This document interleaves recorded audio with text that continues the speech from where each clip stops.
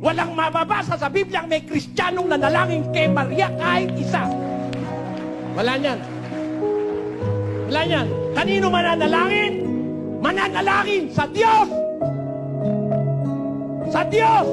Basa 4:6 ng Pilipos.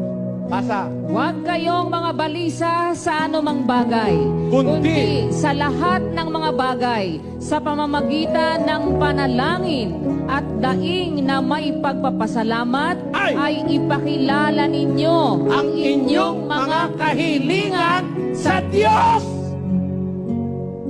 Saan? Oh, ayaw nyo ba ng totoo?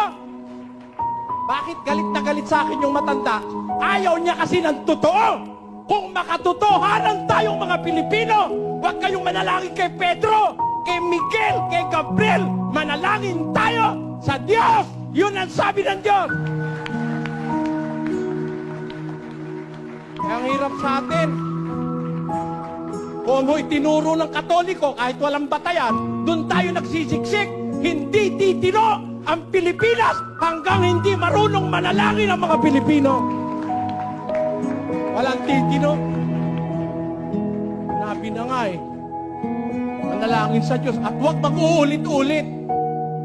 Basta manalangin ka,